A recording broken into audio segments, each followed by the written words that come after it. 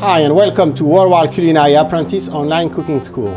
My name is Chef Roger and I'm about to show you how we clean and cook some Swiss chard.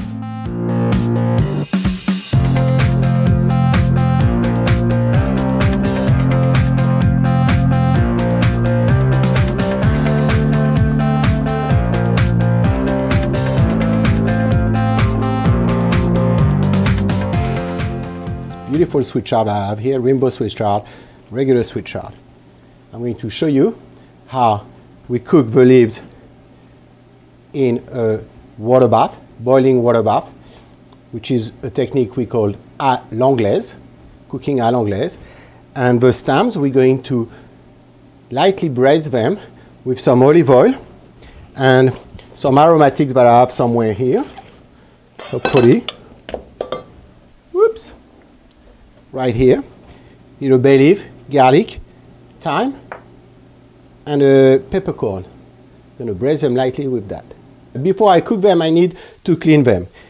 That's the stem here that I need to keep, and the leaves, we're going to remove it. How do I do that? You just take the Swiss chard in your hand and you peel the stalk like that off. Then you have your leaf. Keep the leaf. Again, you take the Swiss chard in your hand, grab the stem and put it this way here. Okay? Then when you have that, you want to clean the stem a little bit here. I'm going to cut this off and I'm going to trim the end. And now I'm going to do tiny incision in the center. You'll see why in a second. Just like that. Then I take it, and I break it, and I can peel it this way. See? Then with my knife, I finish the peeling part. Those little membranes here, they break down as you cook your chard, but sometimes, if they're thick, they get stuck in your teeth and it's not really pleasurable. So that's a good way to remove them. Okay. Then you will take your Swiss chard. You could cook them whole like that, or you can, I cut them in half, because see, this is bigger than that one. Depending where you are in the stem, you're going to have a thick part and a thin part. So the thick part, I just cut them in half. Here we go. For the leaves, of course, make sure that you wash your Swiss chard before you do anything to them. Huh? So the leaves, I'm going to cook them, like I said earlier, à l'anglaise, which is boiling salted water. A nice amount of salt. It should taste like seawater. It's very important. That's going to flavor the leaves, but it's also going to help to retain the nice green, bright color on them. And then when they're cooked, I will directly place them in a nice bath that I have right here. Water and ice. It's very important to shock them after they're cooked, so you stop the cooking process of the vegetable so they don't overcook, and again they keep a nice bright color. Okay, put that on. That was boiling, yes, it was a second, so I'm just going to take my leaves, put them in.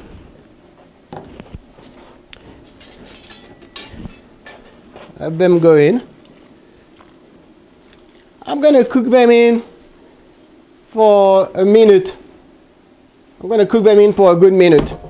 And that's the time they need. If you cook them more, then they're going to become all mushy, and the texture is not as good when you chew on them. Now, if you like them well done, that's fine too. Just cook them more.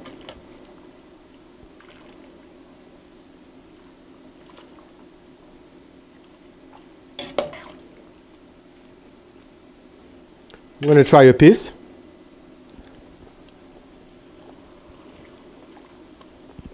Another 30 seconds. I want to keep a slight little bite on them. And depending on what you want to do with them after, you could, chop them up and saute them with a little bit of olive oil, garlic, shallots, whatever comes to your mind, how you like them seasoned. This, you just do your thing. Or you could keep them plain too and eat them this way. Or add them, after you chop them, in some soups, different kind of stuffing preparation, things like that. Okay, so that's cooked. I'm going to take them up, put them in my ice water here. I'm using that little colander here. It's easier after to remove them from the water. But it's very important when you use something like that, that you make sure, you make sure you kind of move them around a little bit in the water, because if you just leave them like that, the center where my vegetable might still stay hot too long. So you move it around so everything cools down quick. Okay? When they cold, you remove them.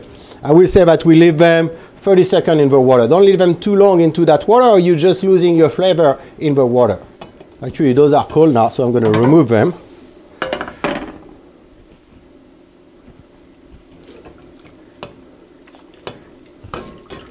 I'm going to squeeze some of the water out.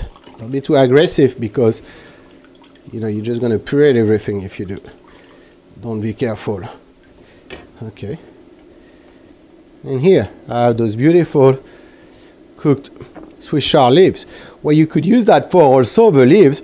Sometimes we use them if we want to stuff them. You could stuff those leaves with different kind of preparation, and braise them again after. There's so much you can do with Swiss chard, and they're delicious, those preparations. Okay, so now we're going to cook our stamps. For the stamps, I have a sautoir here. Okay, I'm going to take my stamps and I'm going to put them in this way. We're trying to have one single layer. I'm going to take my garlic, herbs, bay leaf, the peppercorn, put that inside. I'm going to take some olive oil, do a drizzle of olive oil very generously, and I'm going to add,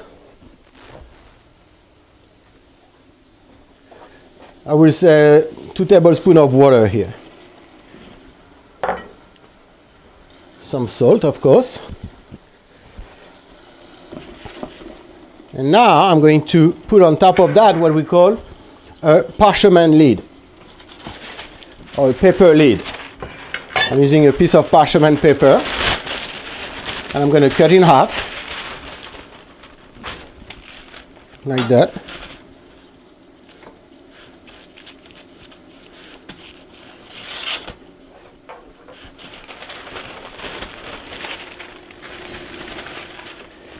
And now I'm going to fold the parchment paper in half, fold it again, and now I'm reaching those two sides together like if you were making an airplane, for the one who know how to make an airplane. And again, I'm going to fold it. Now I'm going to measure it. I'm measuring like this way. I'm putting on top of a pan here. The tip reach the center, and I know I need to cut right here. Oopsie. And I'm going to cut the tip off too, to allow evaporation of the steam here, the liquid. Put that like that. It's going to take a good 10 minutes for those to cook on a low heat. You don't want it to boil too fast, because then you will just evaporate that water too fast and they may not be cooked. Like that, gentle heat till they're tender. You'll take a knife, you poke it, you need to release itself from it, or the best thing to do actually is to take one and to actually test it. Okay, so my vegetables are done. I checked, I tried one, they're completely tender. I'm going to add a little bit of chopped parsley to that. Some parsley.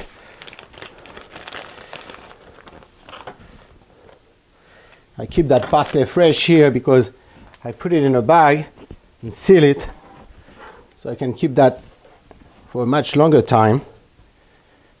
Anyway, I'm going to chop that.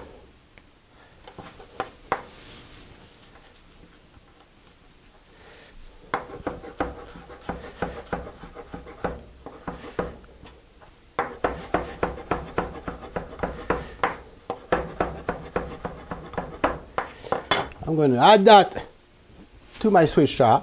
On the side, I also cook those rainbow Swiss chard that I'm going to add to that. I didn't want to cook them together because my rainbow Swiss chard will kind of discolor the regular Swiss chard, so I cook them separately. Tiny bit of pepper, a little salt, mix that around, and now we're going to plate those nicely here. Do a little mixed. Oops. We have a beautiful braised Swiss chard. You can eat those with so many different preparation, fish, meat. It's up to you. Here it is.